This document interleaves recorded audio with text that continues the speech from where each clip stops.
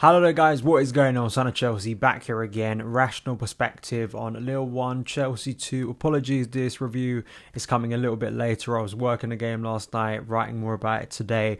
But I still wanted to put my thoughts out there, and I will be making more videos less about what's going on the pitch currently, because obviously there are big things surrounding Chelsea as there have been over the past couple of weeks. But this game I found interesting. I found it entertaining in points from Chelsea, and just the support of not only for the players but also of Thomas Tuchel. You know, a really professional, precise performance in Europe once again from this team in difficult circumstances. I will keep on saying this, and it may feel like a very shallow thing to say or a silly thing to say, but if you just watch Chelsea games, or at least the past 4 or 5 games, even stretching back to the League Cup final, and you had no inkling of what was going on around the club, you'd think Chelsea are in a pretty good place, because that is how good I think the levels of performance we have seen. I'm not saying that every single performance have been sublime and perfect and the best thing you've ever seen, but given the circumstances, I think some of the good play we've seen, the mentality from the players, the demeanour of Thomas Tuchel, it's just really engaged fans, and I think given them a lot of hope about the future when there's so much concern about it surrounding Chelsea, and there's been some really good moments I think to cling on to and get excited about. I was not a fan of the midfield three last night, the 3-5-2. I'm not really a fan of the formation, particularly with this squad, or at least the way it's been used this season. As well, without Ben Chilwell or Reece James, I think if you have both of those on the pitch, kind of different.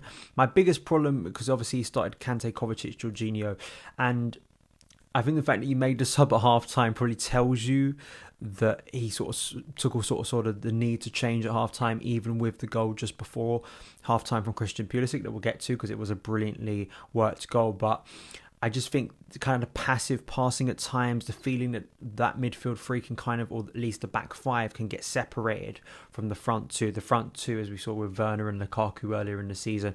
Pulisic and Havertz have a lot more mobility, and I think an ability to drop deeper, but still I think bringing Mount on the pitch, as we saw in the second half, it just gives the opponent something else to think about. I think it allows our play to be a lot wider, a lot more dynamic, and I wasn't the biggest fan of it, and I think Tuchel made the change in it, and it certainly helped Chelsea's attacking play and the way we looked in the second half, particularly in the build-up for the second goal.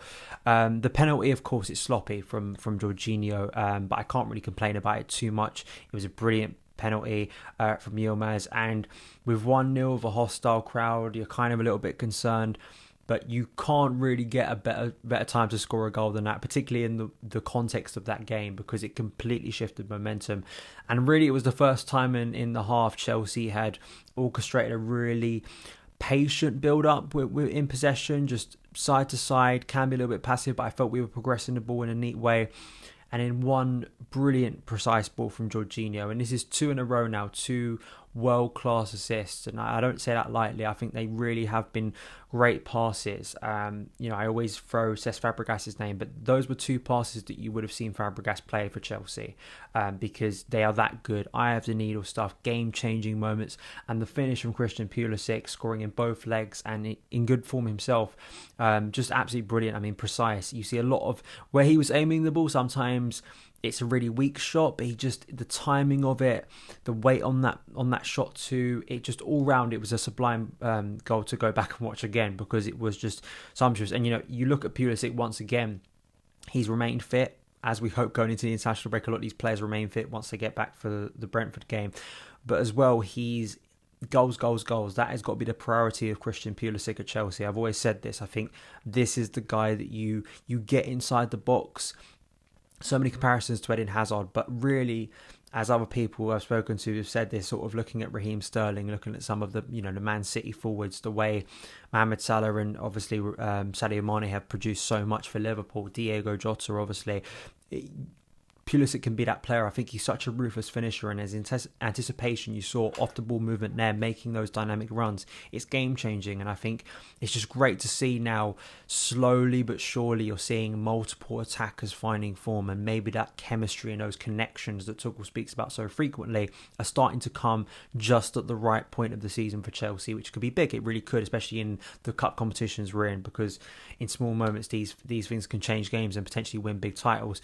Christensen injury, injury, I'm getting a little bit concerned just briefly about this. About he's going down with a lot of injuries at the moment. I think it was a sort of an awkward landing. Trevor came on for him. Chalobah again, he's had a few moments like this where, especially on the right side, a player sort of running at him into the box, he's giving away a lot of sloppy fouls. You think about the Norwich game, giving away a penalty, the Newcastle game, he got away with one, and last night instantly coming on, he got booked. But I actually felt after that, he dealt with it pretty well. But just a shame, because obviously Christensen, you're kind of thinking he's going to be off in the summer, and if he's going to be injured for a lot of it, his Chelsea career could end without much fuss.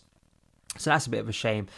We got Mason Mount on. Second half, there were a few scares. Obviously, they hit the post. Just again, wide areas. Lille, especially I think in the first half, they got success in wide areas, but in the second half as well, they really went for it. And there was a bit of fortune, obviously, the one that hit the post, and there was a few other moments where you just, on another day, of course, that changes the complexion. But again, it's so weird. Chelsea didn't create tons in the game, but the two brilliant moments, they are two great goals that we've seen from Chelsea. The build up to the second, I think, was arguably better than the first, because it was just so patient. It was moving Lille's defence around. It was Jorginho orchestrating things. There was really nice switches of play to both wing backs from Thiago Silva and Jorginho himself. That's kind of it.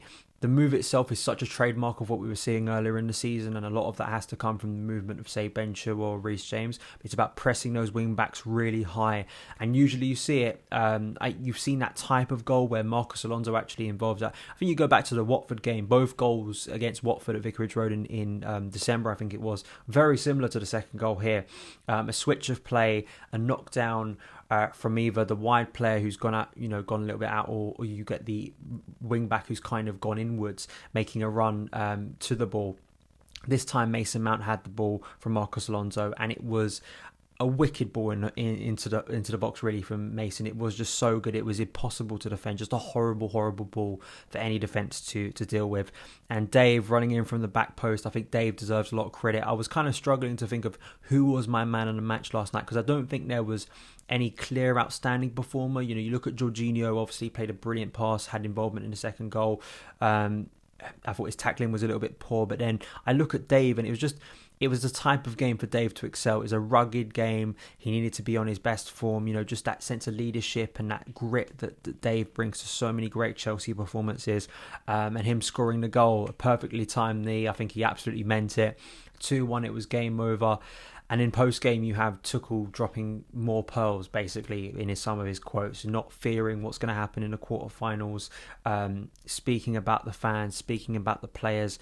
This team is a reflection of Tuchel, and it's just the love for Tuchel. I think his legacy seems to grow every week now. I mean, the last 3 weeks, I think, of Thomas Tuchel's tenure have been as impactful or important to a lot of Chelsea fans as the Champions League.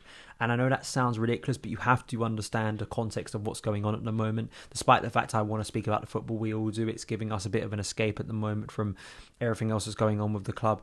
It's massive what he's doing at the moment, and it's massive to have a figure like this, an inspirational figure that anyone who's about to own Chelsea, one of your first pieces of business is nailing down the future of Thomas Tuchel and giving him the support, because this guy has, the relationship that he was unable to blossom, say, with and sort of connect with, say, the Borussia Dortmund crowd or the PSG crowd. He's got it with Chelsea fans, and you need to cling on to this to build into the new era. And I just love Tuchel's team. I love him as a coach. I love listening to him speak, and you are starting to get excited again. You're starting to believe that we could go all the way to Paris. That is what Tuchel has brought. And even the feeling in tomorrow's draw that we could get Liverpool or Man City, it's not even like bravado. I generally do back this team over two legs, because you see the way they've dealt with two-legged ties so far under Tuchel in the League Cup and the Champions League. You feel that they can do serious damage to teams, and especially if we're the underdog, there's a sense of that siege mentality that suits Chelsea and our history so well.